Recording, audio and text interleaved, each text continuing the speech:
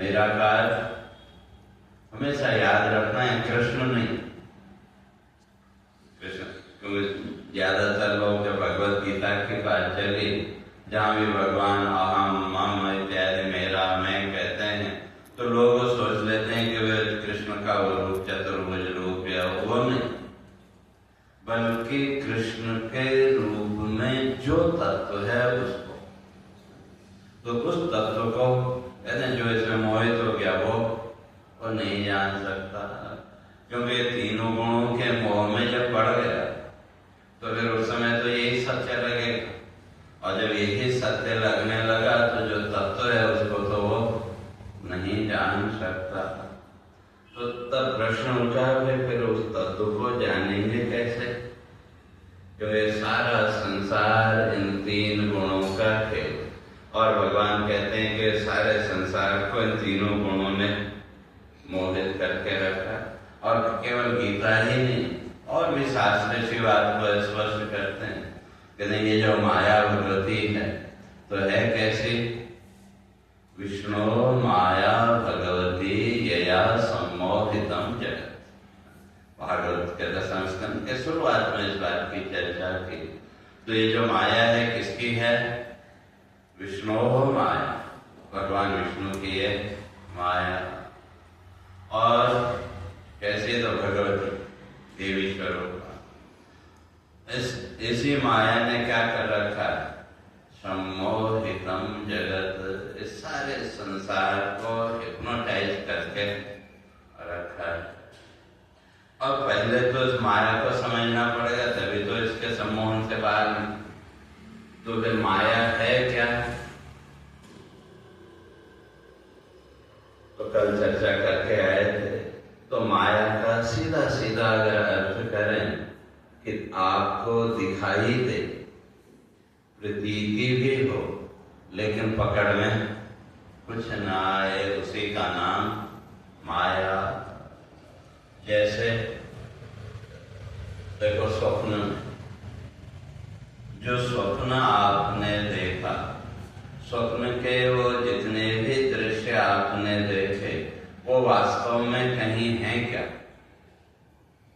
अपनी जगह जहां होंगे वो होंगे, लेकिन जिस समय आप उन दृश्यों को देख रहे हो उनमें से कोई भी दृश्य आपके पास है क्या? लेकिन दिखाई तो दे रहा है। और उन दृश्यों को लेकर के सुख दुख की प्रतीति भी हुई कि हमारे कल्पना के अनुकूल अगर वो दृश्य दिखाई दे तो वहां स्वप्न में भी हमको सुख और दुख दोनों का अनुभव हुआ। लेकिन जब आपकी आंख खुली तो आपके पास क्या है? जो दृश्य, जिन दृश्यों को स्वप्न में हम सच्चा मान रहे थे, तो उन दृश्यों में से कुछ हमारे पास है क्या? कुछ भी नहीं। केवल अगर थोड़ा बहुत उसकी याद रही तो वो भी थोड़ी देर रहेगी, तो वही माया। या फिर और देखें, वह आप टीवी पर जो दृश्य देखते हैं, जो सीरियल आदि जो भी आप लोग देखते हैं, जो जिसको पसंद हो वो सब देखते हैं, और सबको पता है कि नहीं वो सब झूठा है। टीवी में जो भी आप सीरियल देख रहे हैं वो एक नाटक के अतिरिक्त और कुछ नहीं, सब जाना है। लेकिन फिर भी धीरे धीरे अगर वो जो दृश्य चल रहा है, हमारे मन की जो कल्पना है या जो भी हमारे मन में जो भाव है, अगर उन भावों से मिलता जुलता वो दृश्य कोई सामने आया तो आप कहाँ पहुंच गए? तो टीवी में पहुंच गए। और अब उस दृश्य में इतने डूब गए तो अब वो दृश्य को लेकर के सुखी दुखी होने लगे। लेकिन वहां सुखी या दुखी होने का कोई कारण है क्या? बिना कारण के सुखी और दुखी। और अगर ज्यादा उसमें मोह हो गया तो, जैसे मैंने सुना था जो शुरू में रामायण का सीरियल जब चला था, तो वो जो रामायण का सीरियल हफ्ते में एक बीच में एक आध दिन छुट्टी रहती थी। उधर गांव देहातों में, अब इधर तो का तो पता नहीं, उधर यूपी वगैरह में हमने सुना कि वो जब लक्ष्मण को बाण लगा वो मूर्छित हो गए, तो अगले दिन आ गया संजय, या उस समय संजय को आता और लगा। अब जो गांव की माताएं हैं वो कि भाई जब तक होने लगे, तो कई माताओं ने एक एक हफ्ता तक उपवास रखा। फिर अगले रविवार को फिर उसका आगे का जब एपिसोड आया तो उसमें हो गया दत्ता बजे। तो इसी तरह से तो हम उसको मूर्खता कहेंगे, सामान्यतः अगर कहें तो हम मूर्खता कहेंगे, लेकिन अगर जीवन में विचार करके देखें तो ये संसार के जितने भी दृश्य हैं ये भी तो सब क्या है, कोई माया ही है। लेकिन हमने भी इनको सच्चा मान रखा है कि जैसे मैंने पहले 2-3 बार कहा, कभी एक दिन का हम अगर विचार करें, हमने अपने कितने रूप देखे, अलग अलग रूप देखे न, माँ बहन भाई बेटी जो कुछ भी, और इन रूपों का निर्माण किसने किया, हमने ही किया। इन रूपों का निर्माण भी हमने ही किया, और इस रूप को बनाने में हमको कितनी देर लगी, मुश्किल से 1 सेकंड। और जब दृश्य बदला तो ये रूप को हटाने में और नए रूप को प्रकट करने में कितनी देर लगी, मुश्किल से 1 सेकंड। तो अब ये आपने अपने जितने रूपों का निर्माण किया, बच्चे सामने आए तो माँ दादी, भाई बहन सामने आए तो हमने अपने को भाई बहन के रूप में देखा, माता पिता सामने आए तो पुत्र पुत्री के रूप में, जो भी व्यवहार का जो आया उस रूप में हम अपने आप को देखते रहे। अब ये जितने भी आपके रूप हैं, जितने भी रूप आपने अपने देखे, ये वास्तव में कहाँ हैं, वास्तव में कहीं है क्या? इन रूपों में से किसी भी रूप को आप सच्चा कह सकते हैं क्या?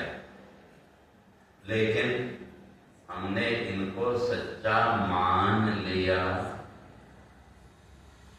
अगर विचार की दृष्टि से देखें तो कहीं कुछ है ही नहीं। तो अब निर्माण कैसे किया? तो हमने अपनी माया शक्ति के द्वारा। तो इसलिए माया का लक्षण ये भी किया, अघटित घटना पटी ऐसी माया, अर्थात जो असंभव को भी संभव करके दिखा दे, कर दे ऐसा नहीं, दिखा दे, तो उसी का नाम माया। तो अब हमको अपना रूप को बदलने में कितनी देर लगी? मुश्किल से 1 सेकंड। और वो रूप वास्तव में कहाँ है? वास्तव में अगर देखें तो वास्तव में वो कहीं है ही नहीं। वो तो केवल थोड़ी देर के व्यवहार के लिए हमने उस रूप में अपने को किया। लेकिन ये वास्तव में न होने पर भी हमने इन रूपों को सच्चा मान लिया कि, और जब इनको सच्चा मान लिया तो बिना कारण के सुख और दुख, तो इसी का नाम माया। इसलिए सीधा माया का अर्थ है कि दिखाई दे, प्रतीति हो, लेकिन पकड़ में कुछ न आए। या दूसरे शब्दों में अगर कहें तो जादूगर का खेल। तो जो जादूगर जो है वो जो खेल दिखाता है, तो हम भी तो देखने जाते हैं कि पता है कि भाई वो जादू है, जादू कह लो या माया कह लो या हाथ की सफाई जो भी कहो, लेकिन उस जादूगर की भी अपनी साधना तो है ही उसमें। तो वो जो जादूगर है, वो जो दृश्य आपको सामने दिखाता है, उसमें से वास्तव में कोई दृश्य है क्या? कुछ विशेषता क्या है? वो अपना खेल शुरू करने से पहले आपको कुछ निर्देश देता है, भाई ऐसे बैठो, हाथ ऐसा करो, ऐसा करना। अब हमारे मन में वो देखने की इच्छा है, इसलिए उसकी बात हम मानते हैं। तो उतनी देर में वो जो जादूगर है उसने क्या किया? उसको बोलते हैं मास हिप्नोटिस्ट।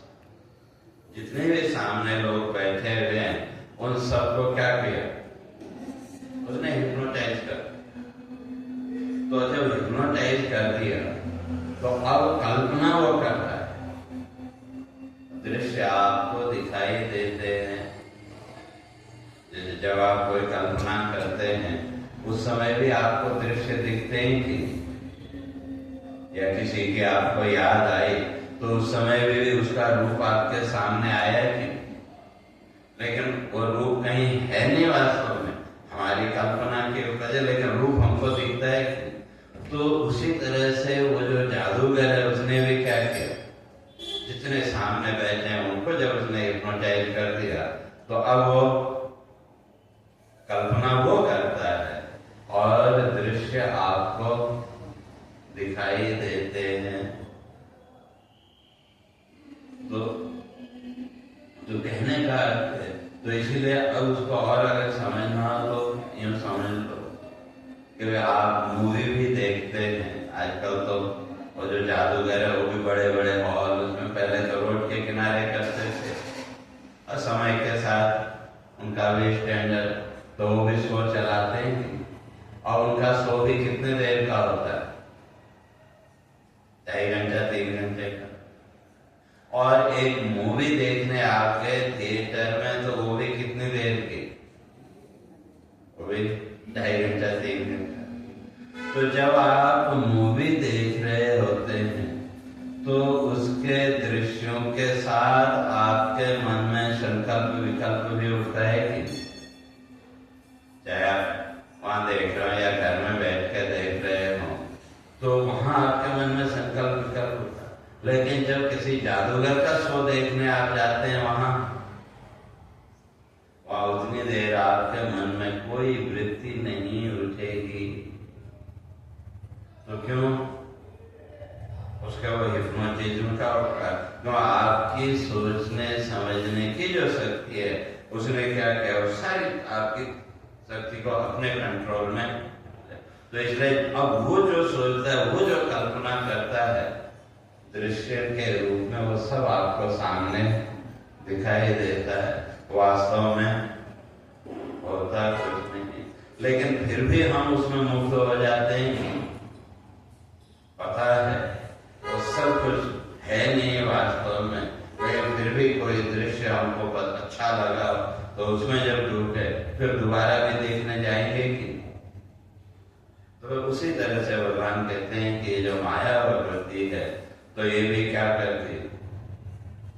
इसने भी सारे संसार को, सारे ब्रह्मांड को मोहित करके रखा है।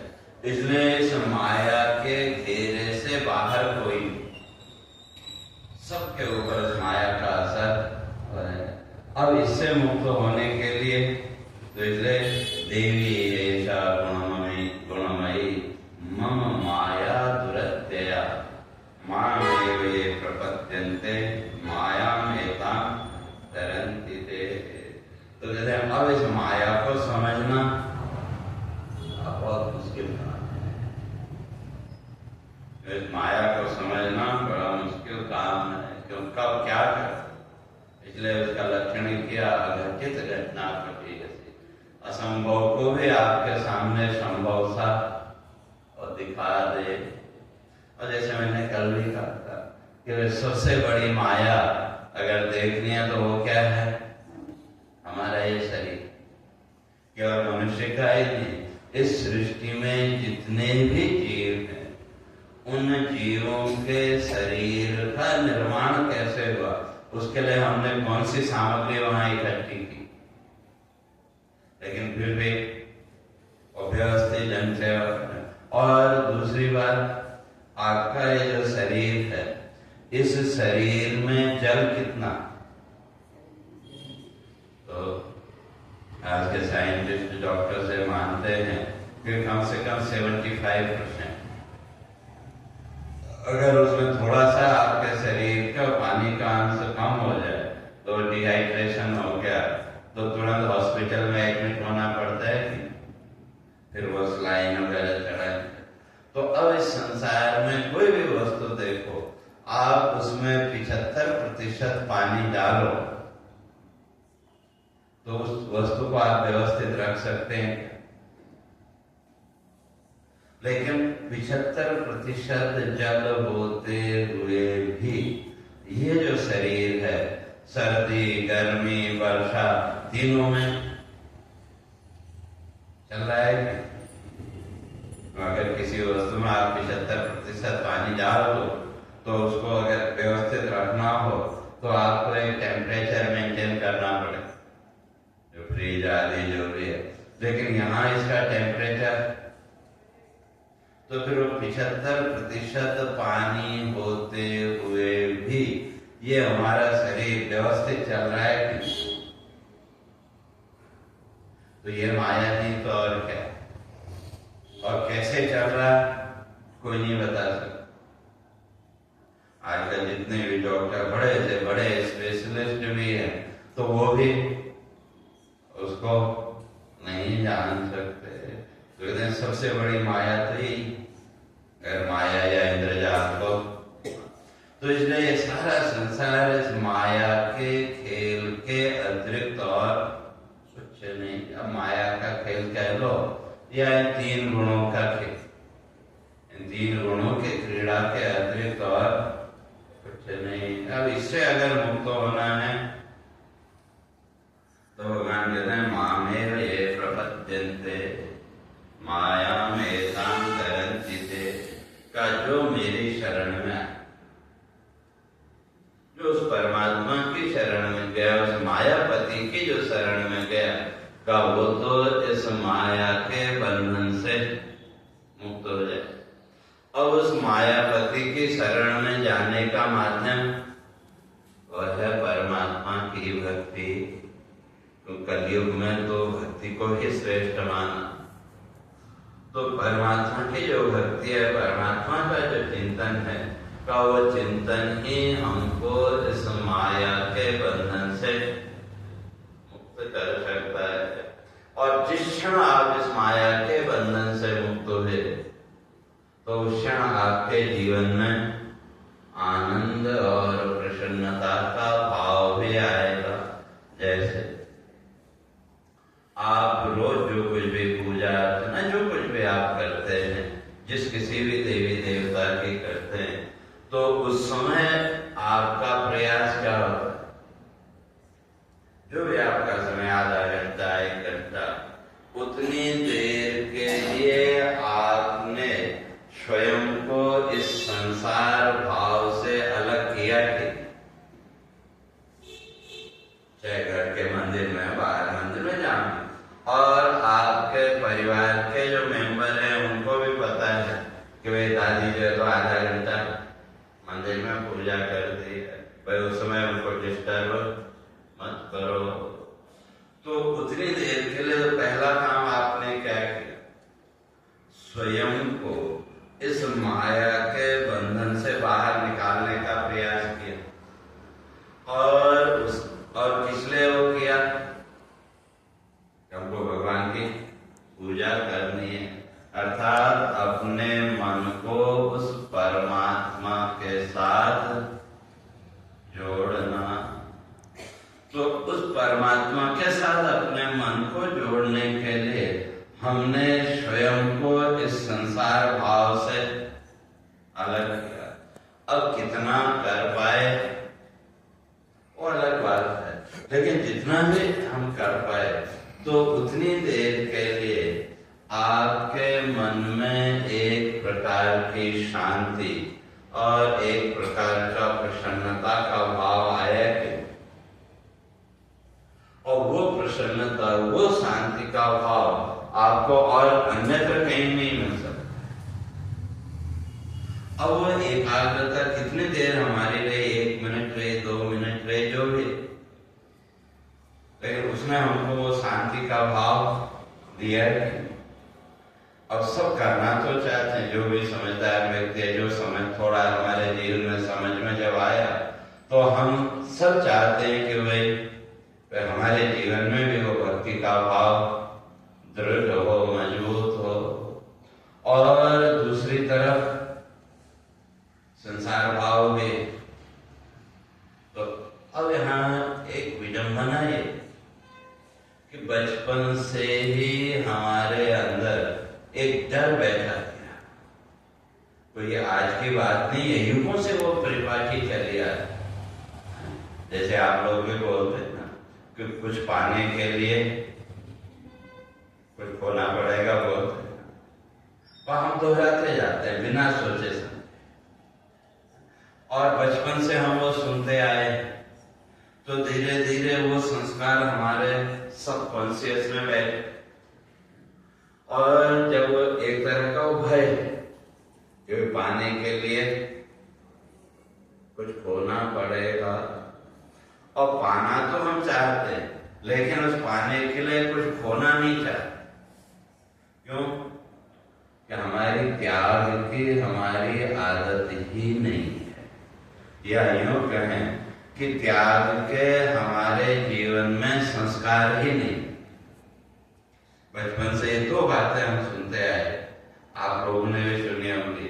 पहला तो ये कुछ पाने के लिए, अर्थात या सीधे सीधे कई लोग भाई भगवान को पाने के लिए संसार को त्यागना पड़ेगा, सुनते हैं। और दूसरी तरफ संस्कार क्या मिले कि तुम ये करोगे तो तुमको ये मिलेगा, तुम ये करोगे तो तुमको ये मिलेगा। तो एक तरफ डर, त्यागने का डर, वो हमारे चित्त में बैठा दिया, और दूसरी तरफ प्राप्त करने की लालसा। तो अब ये द्वंद्व में हम फंस गए, एक तरफ डर और दूसरी तरफ और मिले वो इच्छा। तो अब प्राप्त तो करना चाहते, लेकिन वो डर इतना दृढ़ है, तो फिर वहां यह होता है कि भाई अब मिलेगा कि नहीं मिलेगा, वो भी संशय है। तो इसलिए हमारा जो अवचेतन मन है, वहां की पूरी प्रवृत्ति, ऊपर से हमको पता नहीं लगता, ऊपर से तो हम सामान्य हैं, लेकिन हमारे सबकॉन्शियस में पड़े हुए वो जो संस्कार है, उनके अंदर ये उथल पुथल चलती रहती है। तो वो जो है तो हमको आगे बढ़ने नहीं देता, वो डर, क्योंकि वहां पे खोने का डर। इसलिए वो सबकॉन्शियस माइंड के भाई जो है उतना मिल रहा है तो चल ठीक, तो उसको भी हम त्यागना नहीं चाहते। तो इसलिए उस परमात्मा के चिंतन की ओर अगर बढ़ना है आगे, तो सबसे पहले हमें अपने मन के डर को दूर करना पड़ेगा, क्योंकि त्यागने के हमको संस्कार ही नहीं है। हम लोग तो, मैं कई बार कहता हूँ, सब जगह बोलता हूँ कि हम लोग तो एक रत्ती कागज का टुकड़ा मिल जाए, उसको भी हम जेब में रख लेते हैं कि चलो अभी नहीं, बाद में कुछ लिखने के काम आएगा। तो जो व्यक्ति रत्ती कागज के टुकड़े का त्याग नहीं कर सकता, तो संसार का त्याग कैसे करेगा? कभी संभव ही नहीं। तो संस्कार हमारे हैं पकड़ने, और हम बात करते हैं छोड़ने की, तो वो तो कभी संभव है नहीं। उससे तो और दुविधा और संशय मन में पैदा होगा।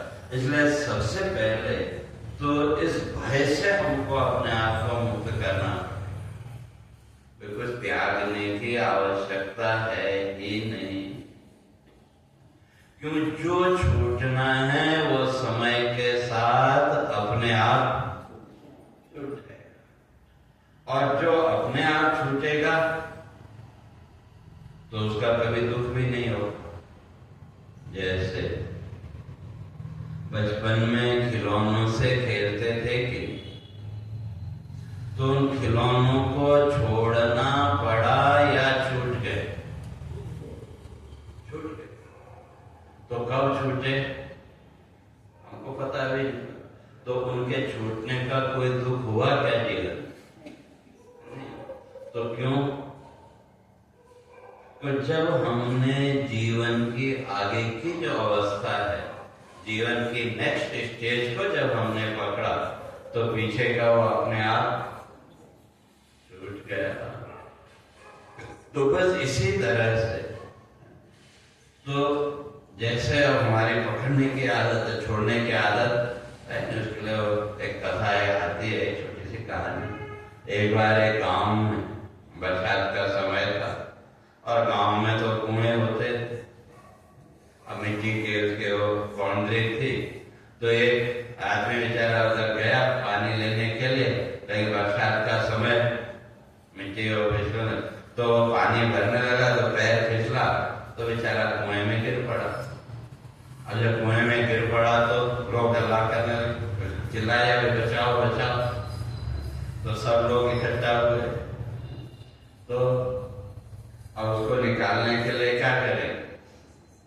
तो स्वाभाविक है भाई दे हाथ है, ये बोलते ना भाई अपना हाथ है। लेकिन जब लोग कहें और लोग कहें भाई दे हाथ, तो हाथ पीछे खींच ले।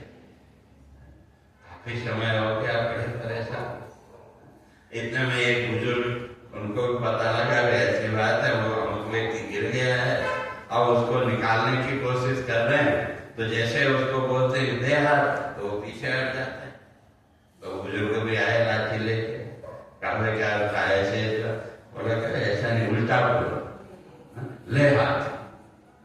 और जैसे कहा ले हाथ, तो उसने तुरंत वो हाथ पकड़ लिया और उसको खींच के बाहर निकाला। तो सबने पूछा भाई ये कमाल कैसे हो गया, ये तो जादू हो गया, हम तो इतने घंटों से मेहनत कर रहे थे। तो बुजुर्ग कहते इसने कभी दिया तो है ही नहीं, तो देने का वो तो है ही नहीं, तो आदत तो लेने की है। इसलिए जब आप बोलते हुए दे हाथ, तो इसके वो सबकॉन्शियस में बैठी हुई वो स्मृतियां होगी, देना पड़ेगा, इसलिए वो पीछे हट गया। और जैसे कहा कि ले हाथ, तो तुरंत। तो उसी तरह से हम लोगों के जीवन की परिस्थिति को भी अगर हम देखें, तो हमारे जीवन में छोड़ने की या त्याग के वो संस्कार, ठीक है थोड़ा बहुत नहीं, बिल्कुल नहीं है, मैं ऐसा नहीं कहता, लेकिन वो जन्म जन्मांतरों के जो संस्कार है वो कौन से? वो त्याग के संस्कार नहीं है। और वो ऊपर से हमको नहीं पता लगता, हमारे सब कॉन्शियस में अवचेतन में बैठे हुए वो संस्कार, जहां वो त्यागने की बात आई तो हमारे अंदर एक डर पैदा कर देते हैं। और जैसे वो डर प्रकट हुआ तो हम आगे बढ़ते बढ़ते फिर पीछे आ जाते हैं। तो इसलिए सबसे पहले उस डर को मन से निकालना। और दूसरी बात पकड़ना, जो पकड़ने के हमारे संस्कार हैं, हमारा अभ्यास भी है। तो फिर किसको पकड़ना? तो जिस तरह से हमने अभी संसार को पकड़ के रखा है, बस उसी तरह से उस ईश्वर को भी पकड़ना। और संसार को कैसे पकड़ा है? तो भाव के द्वारा, अपने भावनाओं के द्वारा। जो भी हमारा परिवार जो कुछ भी होता है, तो उसमें हम भावनाओं के द्वारा ही तो उससे बंधे हैं कि अगर भावना ही ना होती तो परिवार का भी, तो अगर किसी व्यक्ति के अंदर कोई भावना ही ना हो तो उसके लिए परिवार का या समाज का कोई मूल्य है क्या? ना उसके लिए है, ना दूसरों के लिए उसका कोई मूल्य है। तो इसलिए वो भावना के द्वारा हम अभी संसार को पकड़ के बैठे, जो वास्तव में है ही नहीं। तो वह इसी तरह से, तो जो है वास्तव में उस ईश्वर तत्व को भी उसी भाव के माध्यम से पकड़ना। अब कौन से भाव के माध्यम से हम पकड़ते हैं? तो उसके लिए हमारे द्वारा अनेकों देवी देवता है, हमारे ऋषियों ने उसकी कल्पना है। तो भाव के द्वारा उस ईश्वर को पकड़ना। अब फिर मन में एक संशय लोगों के कि वे अगर ईश्वर के भाव में तुमको डर अंदर बैठा है कि छोड़ना पड़ेगा, कि अगर लोगों को लगता है कि अगर कहीं वो ईश्वर भाव में हम ज्यादा डूब गए तो हमारा संसार छूट जाएगा। लेकिन ऐसा बिल्कुल ही नहीं है। अभी जो जीवन की स्थिति है, तो अभी हमारा संसार भाव ज्यादा मजबूत है। अगर देखें तो सुबह से लेकर के रात तक वही संसार भाव ही चलता रहता है। तो ये संसार भाव होने पर भी आपका जो ईश्वरीय भाव था वो छूटा क्या? जो भी आपका नियम है, ठीक है, एक चाहे औपचारिकता है, जो कुछ भी माने, तो आप ठीक है, कभी थोड़ा आगे पीछे हो सकता है, कभी थोड़ा लेट हुआ, कभी जल्दी हुआ, वो हो सकता है। लेकिन आप जो ईश्वर को लेकर के, ईश्वर के लिए जो कुछ भी करते हैं, वो छूटा क्या? वो नहीं छूटा। तो संसार भाव भी चल रहा है और साथ में वो ईश्वर भाव भी चल रहा है। तो बस उस स्थिति को उलट दो। तो अगर वो ईश्वर भाव दृढ़ हुआ तो उससे संसार भाव छूट जाएगा, ऐसा नहीं, तो स्थिति बदल जाएगी। अभी जो ईश्वर भाव है या जो भी भगवान की पूजा अर्चना हम करते हैं, उसको हमने क्या माना?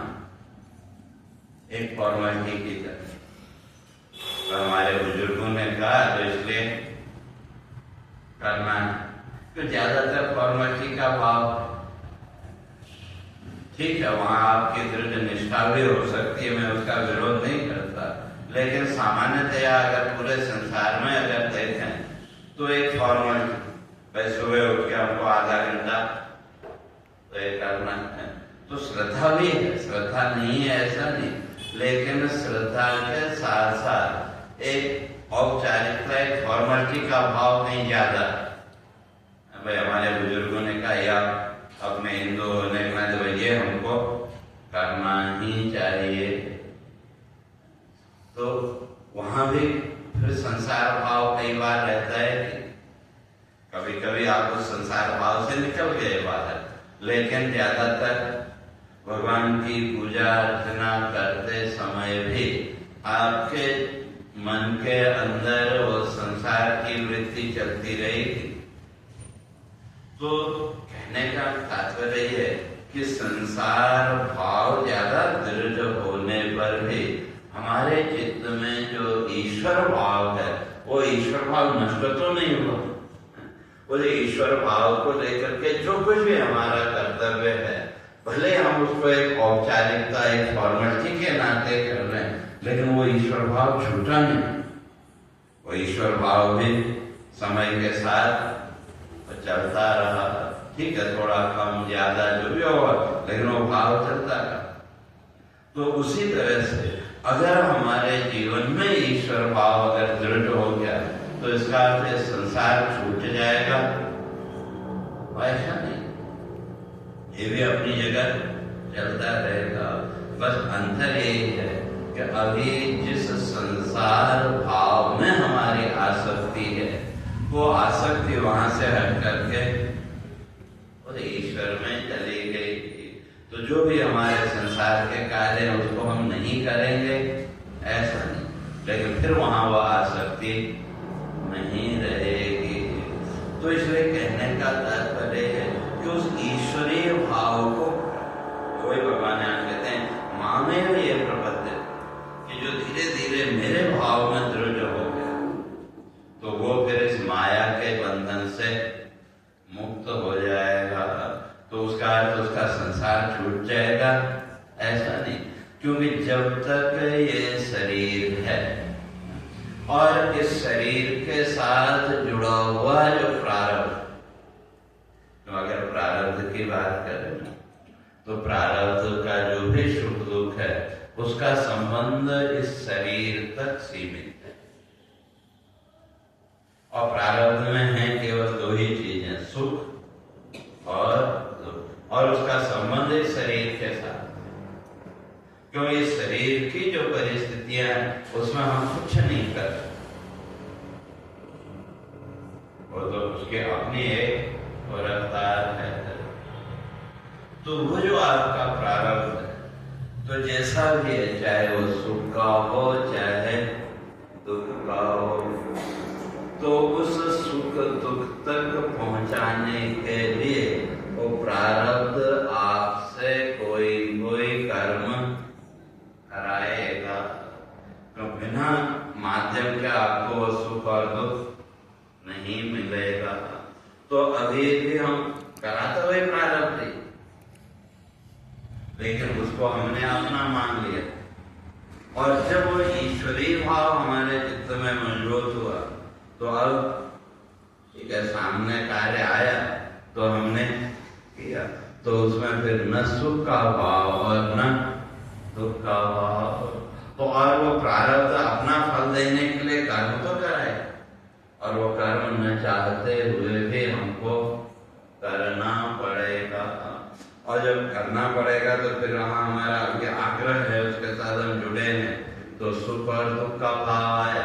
और उस सुख दुख का भाव जब जीवन में आया तो फिर हमने एक नया संकल्प वहाँ किया कि अगली बार मैं ऐसा करूँगा, ये करूँगा, वो करूँगा।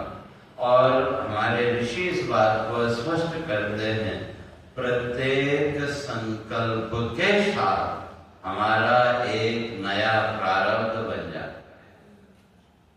भले आपने वो कार्य किया या नहीं किया, लेकिन अगर मन में वो संकल्प उठा, उस संकल्प के साथ ही हमारा एक नया प्रारब्ध बन गया।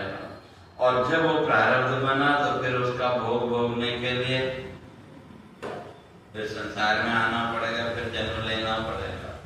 और उसका फल भोग भी कब मिलेगा, कैसे मिलेगा, तो उसके लिए भी हमारे ऋषियों ने स्पष्ट किया कि यादृशेन तु भावेन यद् यद् कर्म निषेवते तादृशेन तु शरीरेण तत्तत् फलमश्नुते। कहते जीवन की जिस परिस्थिति में, जिस भाव को लेकर के हम जो भी कर्म करते हैं, उसका फल भोगने के लिए भी हमको वैसी ही परिस्थिति में आना पड़ेगा। थोड़ा 19-20 अंतर हो सकता है, लेकिन उस कर्म का फल भोगने के लिए वैसी परिस्थिति में हमको आना पड़ेगा। और फिर उसी के अनुसार शरीर तो उस को कर्म की व्यवस्था होता है। तो यहाँ कहने का तात्पर्य कि वो जब ईश्वरीय भाव जब हमारे मन में दृढ़ हुआ, तो वो जो ईश्वरीय भाव है, वो ईश्वरीय भाव ही हमको इस संसार भाव से या इस माया के बंधन से मुक्त कर सकता है। और कैसे, तो जैसे यूं सुन,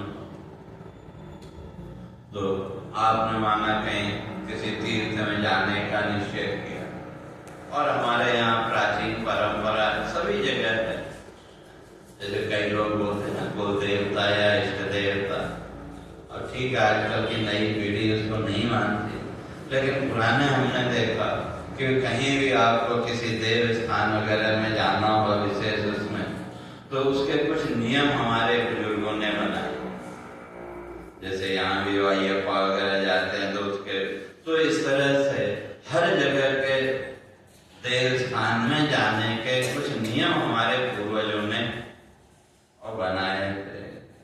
और उसमें भाई आपको कम से कम हफ्ता 10 दिन पहले, महीना भर पहले से भाई जीवन में कैसे रहना है, शुद्धता पूर्वक रहना है, ये नहीं करना, वो नहीं करना, वो सब जो नियम बनाए, वो किसके लिए, वो व्यर्थ की बातें हैं ऐसा नहीं। तो आज की नई पीढ़ी तो कहती है कि वो सब व्यर्थ है, कहीं ऐसा नहीं। जिस दिन आपने निश्चय किया कि कोई भी देव स्थान हो वहां जाना है, और वहां के जाने के जो नियम हैं, उन नियमों को भी आपने स्वीकार किया कि जिस दिन आपने निश्चय किया, अब उस दिन से आपके मन की वृत्ति धीरे धीरे उस देवता के साथ या उस स्थान के साथ जुड़ने लगेगी, और आप जो नियम है उस नियम का पालन भी और करने लगे। ठीक है, शुरू में हो सकता है 1-2 दिन थोड़ा आपसे आगे पीछे भी हुआ हो सकता है, वो स्वाभाविक है, लेकिन धीरे धीरे क्या होगा, तो आप उस नियम का पालन करते करते अब आपके मन की जो वृत्ति है वो इस संसार भाव से अलग होने लगी। धीरे धीरे आपके मन की वृत्ति इस संसार भाव से अलग होने लगी और उस ईश्वरीय भाव के साथ आपने अपने मन को जोड़ना शुरू किया। और जब 2-4 दिन बाकी रहे तो उस समय फिर आपका मन पूरी तरह से उस ईश्वरीय भाव के साथ जुड़ गया कि अब उस समय आपको कोई संसार दिखाई देता है। तो जैसे जैसे वो समय निकट आता है क्या आपके मन का भाव वहां उतना ही ज्यादा उसमें एकाग्रता आती है और जैसे जैसे वो एकाग्रता आपके मन में आई तो वैसे वैसे संसार आपके लिए उपेक्षा, संसार की उपेक्षा होने लगी कि नहीं। वो अपने आप ही जो संसार का जो सुख दुख है जो कुछ भी होता है उससे आप अलग होते गए। तो अब जब आप उस संसार भाव से आपके मन की वृत्ति हटी और आपका मन उस ईश्वरीय भाव के साथ जुड़ा तो आप संसार के सुख दुख से भी ऊपर उठ गए और उस समय आपको संसार का संकल्प नहीं, लेकिन संसार के जो कार्य हैं वो आप नहीं करते ऐसा नहीं। लेकिन अब प्रश्न ये है कि करते हैं या होते हैं। उस अवस्था में संसार के जो कार्य जो हमारा अभ्यास है उस अभ्यास के अनुसार वो अपने आप होता चलता है और जब वो अपने आप हो रहा है तो उससे आपको न सुख और न दुख, क्यों आपके मन की वृत्ति किसके साथ जुड़ी हुई है और जहां भी आप जा रहे हैं उस देवता के साथ आपके मन की वृत्ति जुड़ी हुई। और जिस दिन आपको जाना था उस दिन फिर आपके जीवन में एक उल्लास और प्रसन्नता के अतिरिक्त और क्या रहता है। उस दिन तो इस संसार से पूरी तरह से आप अलग हो गए और जब वहां पहुंचे स्थान में तो वहां भी आपको एक विशेष आनंद, विशेष प्रसन्नता की अनुभूति हो गई। तो कहने का अर्थ है मन की वृत्ति उस ईश्वरीय सत्ता के साथ जुड़ने पर भी आपका संसार छूट गया ऐसा नहीं, वो कार्य होते लेकिन धीरे धीरे आप उस भाव से ऊपर उठते गए। तो भगवान वही यहाँ कहते हैं कि वे मां में ये प्रवर्तन्ते का जो मेरी शरण में आ जाता है, अर्थात जो अपने मन की वृत्ति को मेरे साथ जोड़ लेता है या मन की वृत्ति के माध्यम से जिसने उस ईश्वरीय भाव को पकड़ा। जब वो ईश्वरीय भाव जैसे जैसे पकड़ में आता गया वैसे वैसे ये संसार भाव पीछे छूटता जाएगा और तब वो जो साधक है वो इस माया के बंधन से भी मुक्त हो जाए। क्यों फिर उस ईश्वरीय भाव के अतिरिक्त एक अवस्था ऐसी आएगी कि वहां उस ईश्वरीय भाव के अतिरिक्त और कोई दूसरा भाव वो है ही नहीं।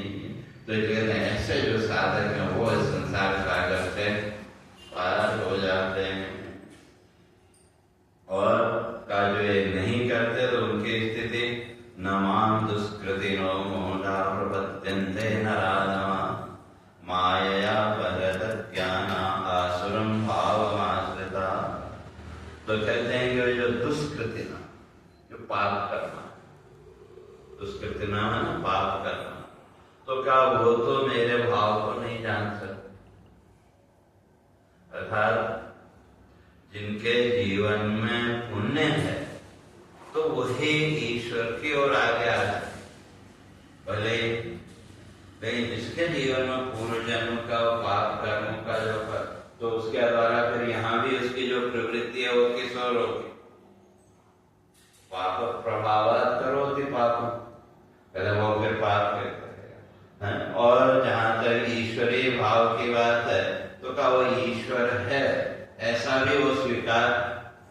नहीं करते। तो ऐसे जो लोग हैं, नमाम दुष्कृतिनो, ऐसे जो मूंझ कह लो या जड़ बुद्धि का हो, भले वो अपने आप को बड़ा समझता है, बड़ा वो मानते हैं, लेकिन वो वास्तव में हैं जड़ बुद्धि। क्यों? तमोगुण के प्रधान, और अपने जीवन में भी वो तमोगुण को ही बढ़ा रहे हैं। और जब वो तमोगुण को बढ़ाएंगे तो तमोगुण तो आपके मन में इल्यूजन, भ्रम पैदा करने का ही काम करेगा। और जब भ्रम पैदा हुआ तो जो है ही नहीं हमने उसको सच्चा मान लिया। जब वो है ही नहीं उसको सच्चा माना तो वो ईगो आदि के भाव भी जीवन में आएंगे। तो ऐसे जो लोग हैं तो कहते हैं वो तो धीरे धीरे फिर माया अपहृत ज्ञान, कहते हैं ये जो माया है वो फिर धीरे धीरे उनके जीवन में जो थोड़ा बहुत ज्ञान है वो उसको भी हर ले। जो थोड़ा बहुत ज्ञान है तो उसको भी माया ने क्या किया? तो जब इस माया में ही वो उलझ गया, जब इस संसार के सुख दुख भोग को ही जब उसने सच्चा मान लिया, अरे ईश्वर का क्या करना, ये है ऐसा ऐसा नहीं, सब कुछ बढ़िया है। बहुत से लोग ऐसे हैं। तो धीरे धीरे वो माया शक्ति क्या करती, कहते हैं उनके अंदर जो थोड़ा बहुत ईश्वरीय भाव अगर कहीं पूर्व जन्म के पुण्य के अनुसार अगर आया भी तो धीरे धीरे ये माया शक्ति उसको भी दूर कर देती है। और ऐसी अवस्था में आसुरीन भाव आश्रिता, कहते वो तो फिर अपने जीवन में आसुरी भाव को स्थान दे। आसुरी को राक्षसी कह लो तो राक्षसी भाव को स्थान देंगे। और उस राक्षसी भाव का पहला लक्षण है ईगो, अहंकार। जो कुछ मैं सोचता हूँ वही सही, जो मैं मानता हूँ वही सही। तो जब ये आसुरी भाव जीवन में आया अहंकार, तो उसके साथ फिर दूसरे दोष भी आएंगे। तो इसलिए यहाँ कहते हैं कि भाई तो फिर जीवन में अपने आसुरी भाव को, उसके जीवन में आसुरी भाव बढ़ता जाएगा। और जैसे जैसे वो आसुरी भाव बढ़ेगा तो क्या वो भगवान की भक्ति उपासना आदि से वो दूर वो होता चला जाएगा। इसलिए मैंने पहले भी एक दिन कहा था कि भैया परमात्मा की कृपा से इतना सौभाग्य हम लोगों को मिला, लेकिन फिर भी इसका लाभ उठाने वाले कितने लोग हैं? तो बाकी सबका क्या है? नहीं भाई, हम सब कुछ जानते। तो जब यह अहंकार जीवन में आया तो ठीक है, जो अभी थोड़ा बहुत ईश्वर के प्रति थोड़ा बहुत श्रद्धा का भाव है, तो भगवान कहते हैं धीरे धीरे ये माया शक्ति इतनी प्रबल है कि धीरे धीरे वो उसको भी गायब कर देगी। तो तब यहाँ प्रश्न उठा, क्या भगवान फिर आपका भजन कौन करते हैं? तो तब भगवान कहते हैं चतुर्विधा भजन्ते माम जना सुकृतिनोर्जुन आर्तो जिज्ञासुरर्थार्थी ज्ञानी च भरतर्षभ। कहते हैं जना सुकृतिनः, सुकृतिनः जो पूर्व जन्म के जो पुण्य कर्म। तो इसलिए ये चार प्रकार के भगवान कहते हैं मेरे भक्त, लेकिन वो सब पूर्व जन्म के पुण्य कर्म हैं। क्यों? बिना पूर्व जन्म के पुण्य कर्मों के वो भक्ति का भाव जीवन में नहीं आ सकता।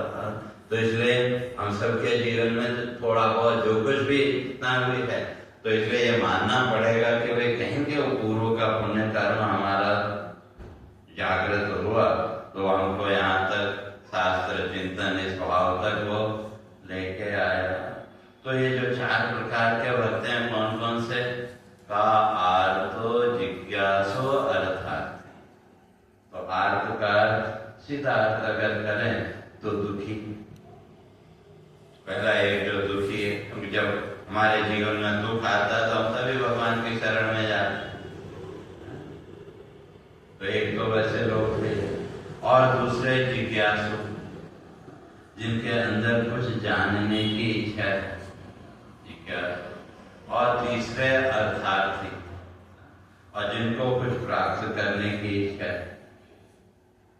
और चौथा तो और ज्ञानी को न कोई दुख है, न कुछ प्राप्त करने की इच्छा है और न कुछ जानने की जिज्ञासा है। वो तो केवल परमात्मा के प्रति धन्यवाद ज्ञापन।